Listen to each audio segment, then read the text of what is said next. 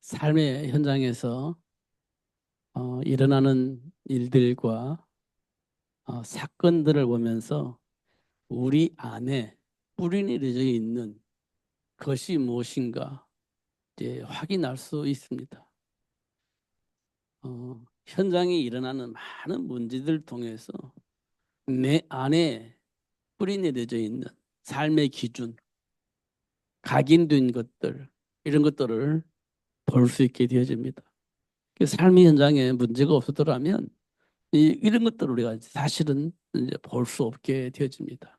근데 문제가 있었기 때문에 그 문제를 보면서 내 안에 어떤 생각이 뿌리 내려져 있는지, 어떤 생각 속에서 지금 내가 살고 있는지 확인을 할 수 있게 되는 겁니다. 그러니까 문제는요, 겉으로 보기에는 저주와 재앙처럼 보여지기도 합니다. 그러나 그 저주와 재앙처럼 보이는 그 문제 때문에 내 안에 각인되어져 있는 것이 무엇인지 이제 확인할 수 있게 되어집니다. 그래서 하나님은 뭘 원하시냐? 정체성을 알게 하고 회복할 수 있도록, 그리고 하나님이 준비한 복을 누릴 수 있도록 그렇게 역사하시는 것을 확인할 수 있습니다. 하나님께로부터 준비된 사람은요, 저주와 재앙 같은 문제가 저주와 재앙이 아니라 하나님이 준비한 복을 누릴 수 있는 축복의 통로가 된다는 사실을 우리가 확인할 수 있습니다. 우리가 늘 말하는 창세기 3장 사건이요, 곧 인류를 저주와 재앙 가운데 빠뜨리는 문제로 시작이 됐습니다. 그래서 우리는 근본 문제 이렇게 얘기를 합니다. 인간이 가지고 있는 근본 문제, 그 창세기 3장으로 보는 겁니다. 왜? 그 사건이 인류를 망하게 하는 사건이었기 때문에 그래요. 그래서 우리는 창세기 3장 문제 이렇게 말하기도 합니다. 아, 어, 그걸 신학적으로 보면 원죄 이렇게 말하기도 합니다. 이 말은 망할 수밖에 왜 없고 이렇게 같지? 돌이킬 수가 없는 그런 상황에 빠졌다는 겁니다. 세상 사람들은 이거를 뭐라고 말하냐? 운명과 팔자라고 얘기를 합니다. 예, 돌이킬 수가 없고 해결되지 않는 문제를 만났기 때문에 우리는 뭐라 하냐? 운명이다, 팔자다 이렇게 말을 하게 되어진 겁니다. 그게 창세기 3장의 문제입니다.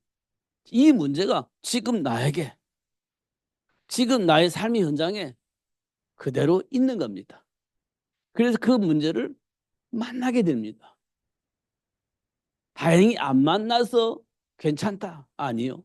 언젠가 만나게 됩니다. 언젠가는 만나게 됩니다. 그것이 나를 저주 가운데 빠뜨리고 재앙 가운데 빠뜨리는 문제입니다.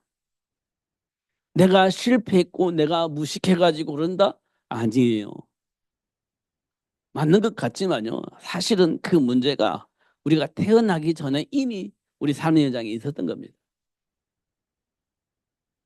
그래서 하나님이 그 문제를 없애고 하나님 나라가 회복될 수 있도록 하기 위해서 하나님이 인간을 하나님의 형상을 창조하신 겁니다. 근데 이건 모르면 우리는 계속 운명과 발작 같은 저주와 재앙 속에 사는 거예요.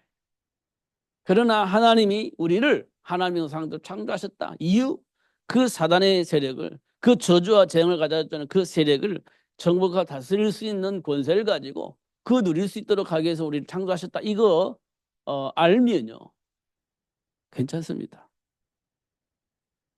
12회를 혈루증으로 앓고 있던 여인이요, 그 문제 해결하기 위해서 훌륭한 의사들을 다 찾아다녔습니다. 옛날에는 용한 의원, 용한 의사 뭐 이렇게 얘기 표현했죠. 그 사람은요, 실력이 있는 사람입니다. 능력이 있는 사람이에요. 어떤 문제를 만나도 해결할 수 있는 능력을 가지고 있는 사람. 그걸 보고 우리는 옛날에는 그래, 맞지? 이 용한 의원 그렇게 표현했습니다. 지금 훌륭한 의사 선생님 이렇게 표현할 수 있죠. 음. 그 사람들을 찾아다녔습니다. 12회를 혈중 앓고 있는 여인이 찾아다녔습니다. 그런데요, 해결되지 않았습니다. 오히려 더 심해졌다. 성경은 그렇게 되어 있고요. 덕분에 뭔만 탕진됐냐? 재산만 탕진되었다. 이렇게 이야기를 하고 있습니다. 어떻든 해결해야 되니까 실력 있는 사람 그 의사 만나 소식 들으면 찾아가는 거예요. 어떤 해결하려고요. 그런데요, 해결되지 않고 더 심해졌다. 이렇게 에, 성경은 기록하고 있습니다. 그런데 그 여인이요, 무슨 소식을 듣냐? 예수 그리스도에 대한 소식을 듣게 되죠. 예수님 만나면 해결되는구나. 이렇게 소식을 들어요. 예수님 만나고 싶다. 이렇게 생각을 했겠죠. 왜? 문제가 해결되니까. 예수님을 좀 만나고 싶다. 이런 생각을 했을 겁니다. 그런데 마침내 예수님이 자기 동네로 지나가는 거예요. 마침내 지나가는 겁니다. 그 여인은 어떻게 했겠습니까? 그 많은 군중을 뚫고 어떻게 해요? 예수님 만나려고 막 찾아가는 겁니다. 마침내 예수님을 가까이서 보았고 예수님의 옷자락을 잡았습니다. 근데 예수님이 그 사실을 알았어요. 예수님이 그 사실을 아는 겁니다. 그러니까 예수님께서 제자들에게 야, 누가 내 옷을 잡았는데 도대체 누가 잡았냐? 이렇게 물어보는 겁니다. 정말요? 그러니까 제자들이 아, 5천 명이나 되는 수많은 이 제자들이 예수님 옆에 있는데 예수님의 옷자락을 누가 잡았고 그거 어떻게 알아요? 수많은 사람이 잡았는데 어떻게 아세요? 이렇게 물어보는 겁니다. 그러니까 아니 내 옷자락을 잡은 사람이 있어. 내 옷자락을 잡은 사람이 있어. 이렇게 얘기를 하는 겁니다. 그러니까 그 여인이 뭐라고 말하냐. 더 이상 숨길 수가 없으니까 들켰구나 이런 생각을 한 겁니다. 제가 잡았습니다. 음, 고백을 하는 겁니다. 제가 잡았습니다. 그러니까 예수님께서 그 여인에게 하신 말씀. 네 믿음이 너를 구원하였느니라. 이렇게 얘기를 합니다. 네 믿음이 너를 구원하였느니라. 그 다음에 어떤 문제가 생겼어요?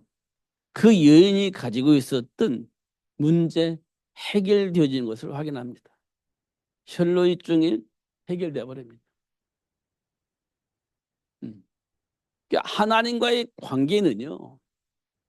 우리가 막 으쌰으쌰해서 되는 것처럼 보이지만 그렇지 않습니다. 하나님과의 소통 속에서 이루어지는 겁니다. 하나님의 하나님과 소통 속에서. 그러니까 영적인 교통이 이루어지는 겁니다. 우리 생각 속에서 인본주의 써가면서 이렇게 해서 해결되는 게 아니에요. 하나님과의 소통 속에서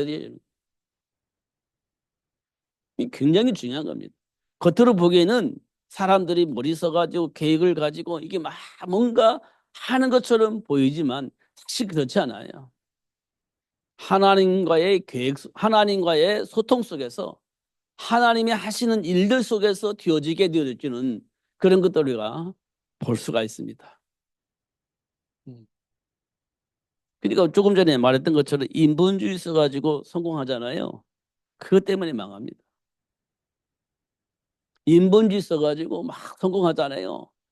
너무 철저하게 잘 해가지고 성공하는 것처럼 보이지만 그것 때문에 어느 날 망해요. 성경의 역사를 보면 다 그렇습니다.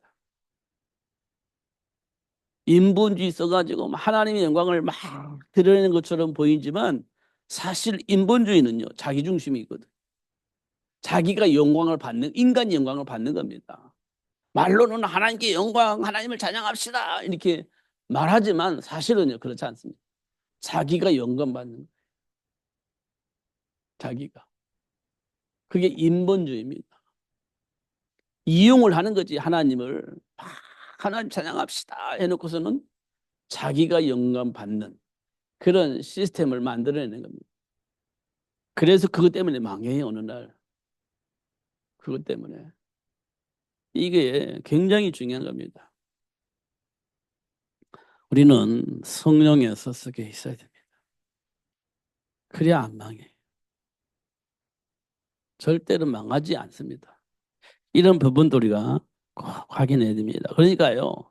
세계 복음화를 위해서 우리가 막 뭔가 만들어내고 자꾸 뭔가 하려고 하잖아요. 맞는 거 맞습니다. 그게 시스템 속에서 맞습니다. 그러나 철저하게 성령의 인도 속에 있어야 돼요. 사도 바울이요. 로마 복음화를 위해서 철저히 준비했잖아요. 그러나 철저히 준비하되 성령의 역사 속에 있었습니다. 성령의 역사 속에서 가지 말라 하면 안 갔어요. 성령 역사 속에서 가라 하면 갔습니다. 자기가 로마 복음화를 위해서 계획하고 준비하고 그 시스템을 쫙 밀어붙였냐? 그렇지 않아요. 성령이 가지 말라면 안 갔어요. 이상하게 안 갔습니다. 그리고 기도했습니다. 근데 성령이 어떻게 해요? 일로 와, 일로 와, 이쪽으로 와. 이렇게 얘기를 합니다. 그러면요. 나는 그러고 싶지 않은데요. 그런데 성령이 이쪽으로 와 하면 자기 계획을 내려놓고 성령의 인도 속에 있었다는 겁니다. 그게 사도 바울의 모습입니다. 철저하게 회당에서, 철저하게 서원해서 로마를 복음할 수 있는 제자 만들어 놓고 준비하고 도전했는데, 그래서 로마 복음을 향해 계속 도전하는데, 그때 성령께서 그 길이 아니야. 그럼 그 길을 안 갔습니다. 성령이 역사할 때 이쪽으로 가야 돼. 그쪽으로 갔습니다. 그게 성령의 역사입니다. 그렇다고 해서 회당에서 서원에서 제자 훈련시킨 사람들 무시냐? 그렇잖아요. 그 철저하게 복음 안에서 훈련시켜서 성령의 인도 받는 방법을 가르쳐 준 겁니다. 어느 정도 했냐? 자기 생명까지도 바칠 수 있을 만큼 세계 복음화에 중심을 가질 수 있도록 그렇게 역사하신 것을 확인할 수 있습니다. 그렇지 않으면 어느 날요, 그 조직과 시스템 때문에 무너져요. 그 조직과 시스템 때문에 무너집니다. 왜냐? 절대 그건 양보가 안 될 거란 말이에요. 내가 지금까지 이 방법으로 여기까지 왔으니까 절대 그 방법을 틀렸다 생각을 안 하고 양보 안 할 거란 말이에요. 그럼 그것 때문에 무너진다니까요. 하나님이 가지 말라 하면 안 가야 되는데 굳이 고집 피우고 가는 거예요. 그럼 망하는 겁니다. 가지 말라고 할 때 안 가야 돼요. 가라고 할 때 가야 되는 겁니다. 이스라엘 백성들이 출애굽을 하고 가나안 정복을 위해서 40년의 여정을 가잖아요. 그런데 그 여정을 어떻게 설명했냐면 구름 기둥이 멈추면 이스라엘 백성들은 그 자리에 멈춰 있습니다. 왜 구름 기둥이 출발하면 그들이 출발합니다. 그러니까요. 출발을 해서 하루에 출발할지 이틀 계속 출발을 할지 몰라요. 그냥 출발해요. 그러다가 멈추면 또 막 천막을 쳐요. 그리고 이제 거기에 머물러 있는 겁니다. 그런데 다음날 또 그릉기도 가면 또 막 접어가지고 또 가야 되는 거예요. 그 다음에 갔는데 또 내일 갈지 몰라. 천막을 안 쳐요. 그런데 하루에 이틀, 3일, 한 달 막 이 머물러 수도 있거든요. 그럼 막 천막을 치고 있다가 막 천막 치고 안정 찾으려고 하는데 또 막 구름기도 출발합니다. 그럼 막 또 접어서 출발해야 돼요. 그걸 40년 동안 한 거예요. 그게 성령의 역사입니다. 그 하나님이 길 내리는 거예요. 40년 동안 그렇게 한 겁니다. 막 신경이 나겠죠. 반드시 좀 치고 쉬려고 하는데 출발해요. 또 막 걷어서 한단 말이에요. 그럼 우리는 얼마나 원망불평하겠습니까? 좀 쉬고 싶은데 출발해버리니까. 어. 내일 떠나기 좀 안 했는데 뭐 또 계속 머물러 있는 겁니다. 이게 안 맞는 거야, 안 맞는 거. 하나님과 안 맞는 겁니다, 그게. 내 생각과 안 맞는 거예요. 그거를요, 어떻게 하냐. 성령의 인도 속으로 들어갈 수 있도록 하나님이 40년 동안 훈련을 시킨 겁니다. 성령의 인도 속으로 인도받을 수 있도록. 그렇게 내 안에 있는 감정과 내 안에 있는 체질을 내려놓고 성령의 인도 속으로 들어갈 수 있도록 하나님 그렇게 훈련을 시킨 겁니다. 40년 동안. 지금 우리 인생이요. 우리 안에 있는 생각들, 우리 안에 있는 고집들, 감정들 막 주장하고 있는 것들 많이 있잖아요. 그것 때문에 성령이 너무 받는다니까. 그것 때문에. 그것 때문에 어느 날요. 힘들어지는 겁니다. 그런 것 내려놓을 수 있도록 하나님 역사하십니다. 그게요. 성령의 역사입니다. 음. 안 맞는 것처럼 보이고 맞는 것처럼 보이지만 아니.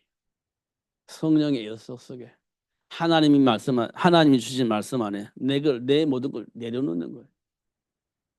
그게 굉장히 중요한 겁니다. 근데 안 내려놔죠. 그게 그냥 내 생각이 맞고 내 계획한 것이 맞다 생각하면요. 안 내려놔지는 겁니다. 그거. 근데 하나님께서는 굳이 그걸 막 내려놓게 하시거든요.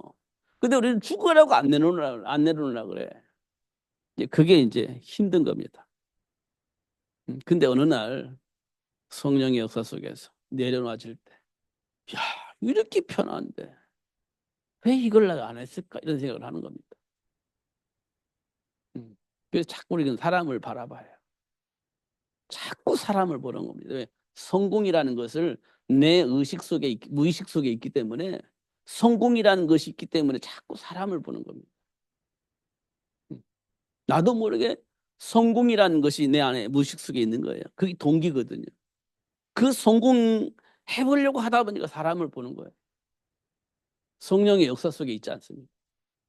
이거 굉장히 중요한 부분.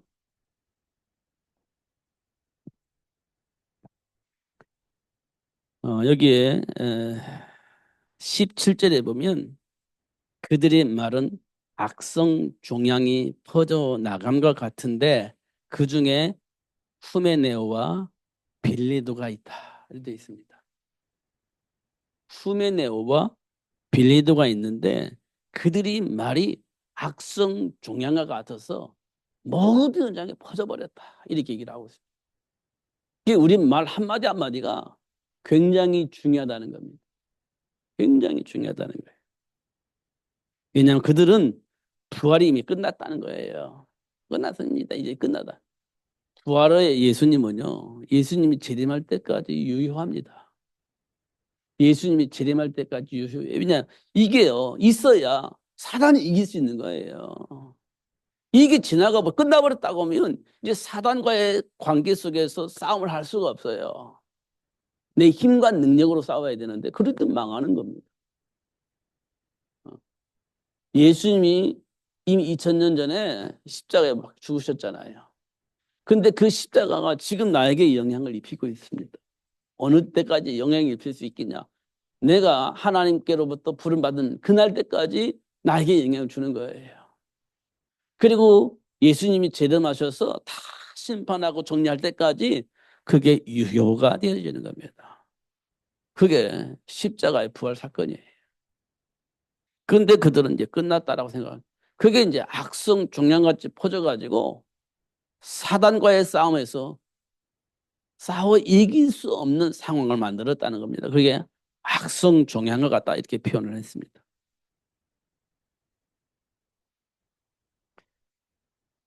그래서 우리가 삶 속에서 정말 중요한 거 뭐가 가장 중요하냐 이거 확인을 해야 됩니다.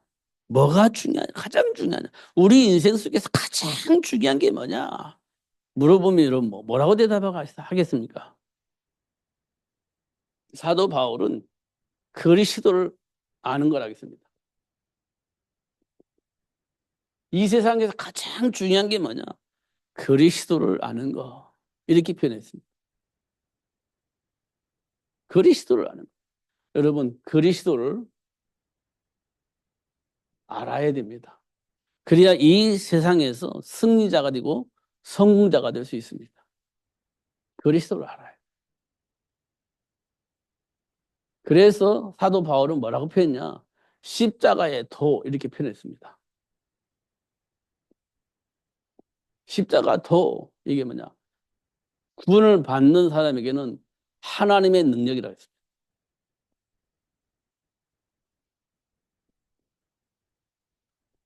구원을 받는 사람에게는 하나님의 능력이에요.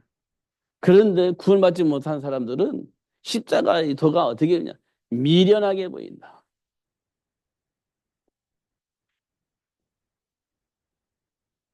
여러분, 십자가가 여러분 삶 속에 미련하게 보이면 망하는 겁니다.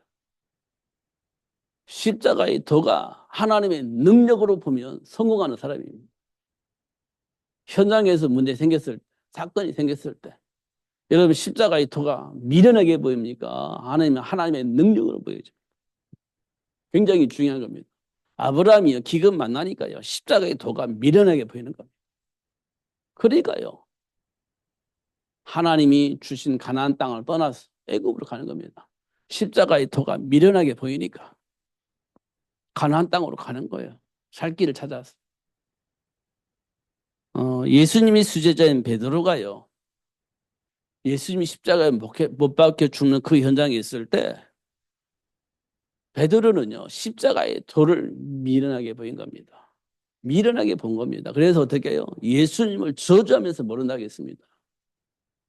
현장에서 일어나는 일들이에요. 왜냐? 십자가가 미련하게 보인 게 있대. 미련하게 보였기 때문에 예수님을 저주하면서 모른다고 한 겁니다.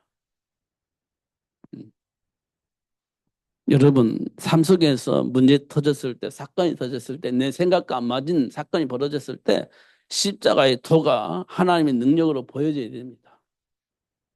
그렇지 않으면 실패하는 자가 됩니다. 이스라엘 백성들이 바벨론의 공격을 받습니다. 공격을 받아요. 근데요, 감당이 안 되는 겁니다. 감당이. 그러니까 지는 거지. 지는 겁니다. 근데요, 십자가의 도를 아는 사람이요, 이스라엘을 구해요.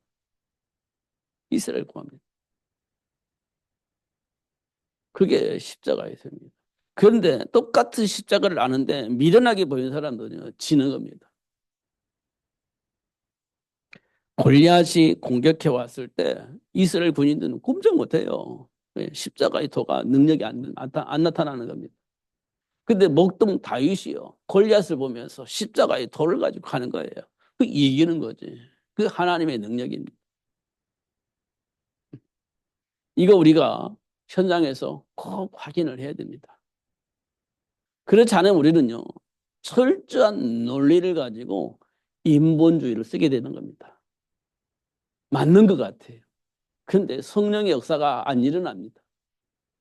성령의 역사 속에 있어야 돼, 우리가. 그래야 현장이 바뀌는 겁니다. 이 세상 신을 무슨 방법으로 이기겠습니까? 철학으로 이기겠습니까? 세상의 논리를 가지고 사단을 이기겠습니까? 못 이깁니다. 절대 못 이깁니다. 정사와 권위자를 통해서 무한한 조직과 힘을 가지고 사단을 이길 수 있겠습니까? 그렇지 않습니다. 유일하게 사단을 이길 수 있는 방법은 십자가의 도를 하나님의 능력으로 볼 때 비로소 이길 수 있게 되어지는 거예요. 그래서 유일성, 오직 이런 말을 쓰는 겁니다. 예수님께서도 그러세요. 내가 곧 길이요 진리요 생명이니 나로 말미암지 않고는 아버지께로 올 자가 없느니라. 이 말은 유일성이라는 얘기입니다. 오직이란 뜻이에요. 예수님께서도 승천하시기 전에 오직 성령이 너에게 마면, 그렇습니다. 방법은 하나밖에 없다는 거예요. 성령의 역사 속에서 인도받는 거. 그 성령의 역사 속에 인도받는 게 뭐냐? 십자가의 도가 하나님의 능력이 된다는 거예요. 그거 사람들에게 알게 하는 겁니다. 그것만이 세계복음화할 수 있는 유일한 길이라는 겁니다. 이걸 우리가 꼭 기억을 해야 됩니다. 그래서 우리가 알아야 할 것 중에 최고가 뭐냐? 그리스도를 아는 거예요. 근데 이 그리스도를 누리는데 걸림돌이 된다? 그 어느 것도 배설물처럼 여길 수 있어야 돼요. 사도 바울이 그랬습니다. 배설물처럼 여길 수 있어야 돼요. 하나님의 능력이 우리에게 역사를 하면 걸림돌들이 있어요. 그걸 내려놓지 않으면 우리는 그거 붙잡고 있거든요. 십자가를 내려놓고 그거 붙잡게 되거든요. 그러면 망하는 겁니다. 그래서 사도 바울은 그 사실을 알았기 때문에 탁 내려놓고 나는 십자가 붙잡겠다, 그리스도 붙잡겠다, 이렇게 얘기를 한 겁니다. 이 말을 우리가 빨리 알아들어야 돼요. 이 말을. 그러려면요, 우리가 뭘 알아야 되냐? 뭐를 알아야 되겠습니까? 그러려면요. 이게 인간의 영적 상태를 알아야 돼요.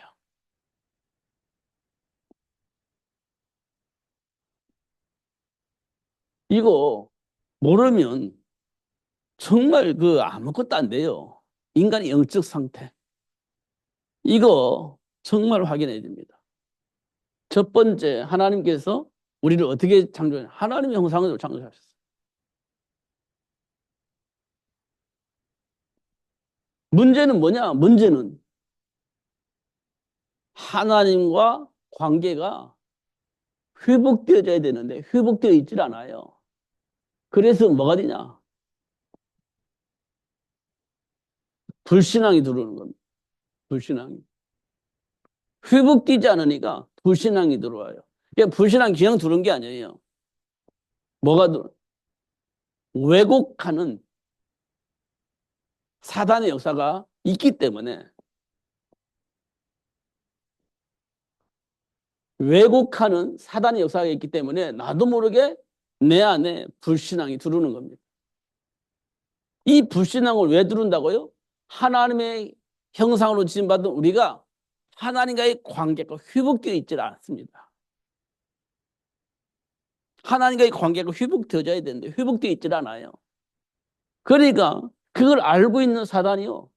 우리 인생을 왜곡하는 겁니다. 그러면서 하나님을 향해서 불신앙하고 인본주의 쓰게 되고 내 안에 있는 동기를 위해서 생각하고 판단하게 되어지는 그런 일들이 벌어지게 되는 겁니다. 그게 사단의 왜곡에 의해서 내 안에서 그렇게 작동되는 겁니다. 이걸 보고 창세기 3장 사건이라 그래요. 하나님의 형상대로 지음받은 우리가 하나님과의 관계가 회복되지 않으니까 이런 일들이 벌어지는 겁니다.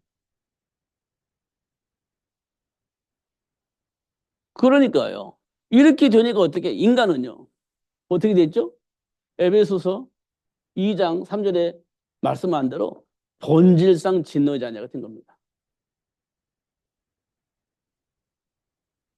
본질상 진노의 자녀가 되어버렸어요. 로마서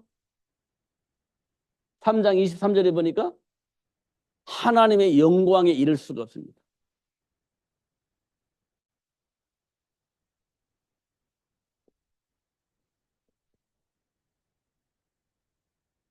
어떤 방법으로도 하나님과 함께하는 삶을 누릴 수 없게 되어졌다는 거예요. 어떤 수단과 방법을 동원해도 하나님과 함께할 수가 없다는 겁니다.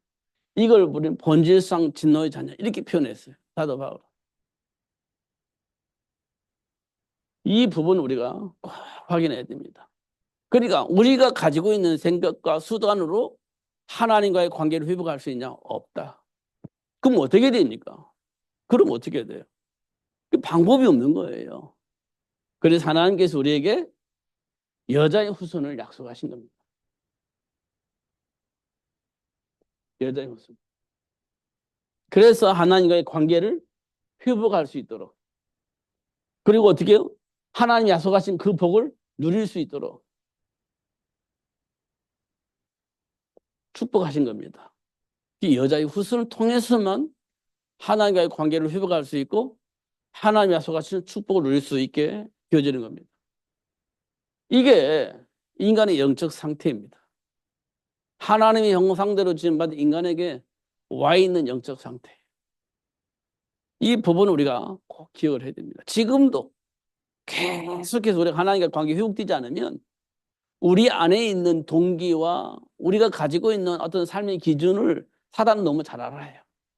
그걸 이용해서 하나님의 말씀을 왜곡하고 하나님을 불신앙하고 인본주의 쓰게 만든다는 겁니다. 지금도. 그게 이제 사도 베드로는 뭐라고 말했냐? 우는 사자처럼 산길자를 찾고 있다. 이렇게 표현했습니다. 그래서 모든 염려를 주님께 맡겨야 된다. 이렇게 얘기를 했습니다. 그러니까 이 부분을 우리 꼭 기억을 해야 됩니다. 영적 상태. 이 영적 상태를 언제 확인할 수 있냐? 삶의 현장에서 만난 문제를 통해서 영적 상태를 확인할 수가 있습니다. 영적 상태를. 언제요? 삶의 현장에서 만난 문제를 통해서 확인할 수 있습니다. 이스라엘 백성들이 7년의 기근이라는 시간을 만나게 됩니다. 7년의 풍년은 잘 먹고 잘 살았어요. 문제 되지 않아요. 근데 7년의 기근을 만나게 된 겁니다. 7년의 기근을 만나요. 이때 이들이 어디로 갑니까? 가나안 땅을 떠나서 애굽으로 이동을 합니다. 배경에 누가 있냐? 여기에 요셉이 있었습니다. 요셉. 요셉을 통해서 이스라엘 백성들이 어디로 오냐? 애굽으로 와요. 이후에 무슨 일이 벌어졌냐? 400년의 노예가 되어집니다. 400년의 노예가 됩니다. 요셉이 죽고 난 이후에 400년의 노예가 되어집니다. 왜 그랬을 것 같습니까? 저는 여기에서 굉장한 답을 얻었습니다. 하나님은 이스라엘 백성들에게 뭘 각인시키냐? 희생 제물.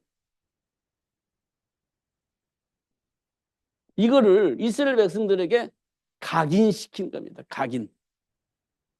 희생 제물 어린 양의 피.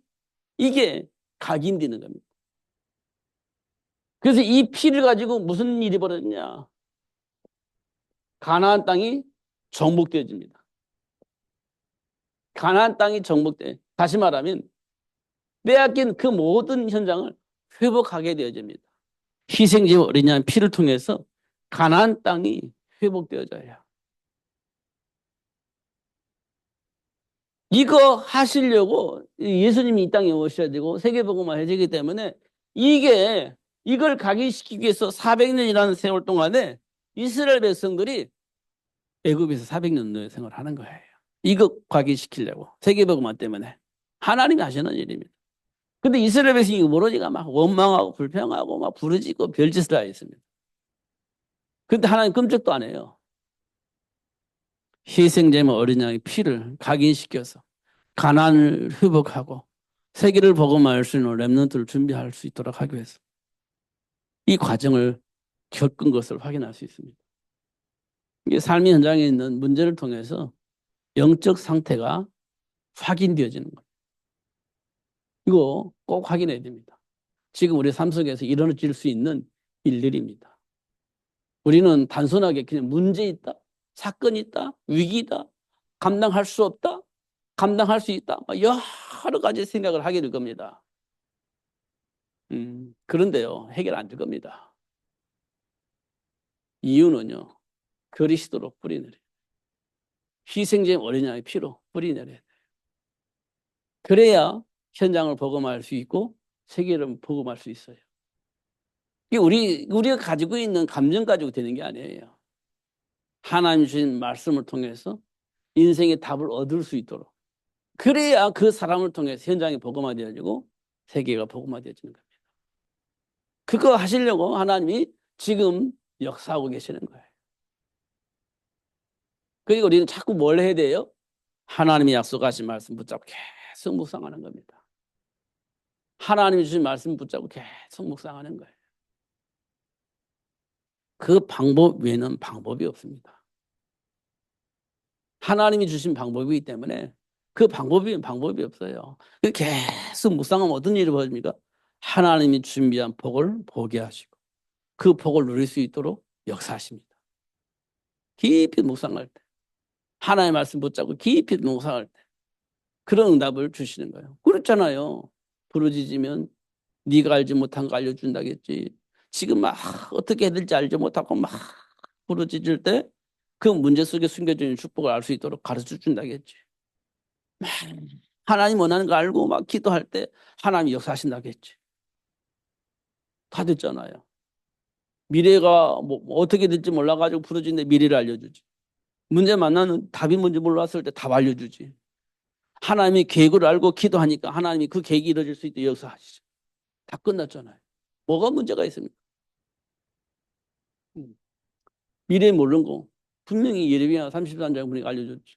현장에 있는 문제 만났는데 답이 없어. 어떻게 해야 됩니까? 물어보니까 답을 알려줘. 하나님 원하신 세계 복음화를 향해서 막 기도하는데 세계 복음화가 되어줄 수 있도록 하나님이 역사하셔. 다 됐잖아요. 그게 요한복음 15장 7절, 요한복음 14장 14절 이렇게 되어 있는 겁니다. 그러면 그 안에 준비된 복을 알고 있는 우리는 어떻게 되겠어요? 성령이 너 속에 들어갈 거 아니에요. 요셉처럼. 그럼 우리 인생이 어떻게 되겠습니까? 형통하게 되죠. 하나님의 계획이 이루어지는 축복의 삶을 살 수 있게 되어지죠. 이렇게 되어지는 겁니다. 그런 사실을 알고 있는 바울이 뭐라고 말하냐. 그리스도라는 것이 최고되시다. 그런데 사단이 교묘하게 우리 내면 속에 있는 것 이용해가지고 그리스도를 왜곡하고 다른 길로 가게 만드는데 그걸 보고 사울은 뭐라고 말했냐? 바울은 뭐라고 말했냐? 걸림돌. 그래서 그걸 배설물로 이렇게 얘기했습니다. 오직 그리스도 붙잡고 세계복음을 향해서 가겠다는 겁니다. 그게 우리 인생의 가장 중요한 겁니다. 그러면요. 인간답게 살 수 있습니다. 참 멋있게 살 수 있습니다. 행복하게 살 수 있습니다. 그 속에 모든 것이 다 있어요. 세상에서 말하고 있는 그런 것 때문에 속지 마시고 하나님이 약속하신 축복을 누리면서 승리하시는 여러분 되시기를 예수님 이름 축복합니다. 기도하겠습니다. 하나님 아버지 감사합니다. 오늘 또 최고의 복을 주시고 또 알게 해주시니 감사합니다. 결코 속지 않도록 성령으로 충만하게 해주시고 하나님이 약속하신 말씀을 통해서 나 자신을 점검하고 현장을 점검하게 해주시되 그리스도 안에서 주어진 정복하고 다스릴 수 있는 복을 누리면서 하나님 나라를 회복하는 그 일에 쓰임받을 수 있도록 축복해 주옵소서. 예수님 이름으로 기도하옵나이다.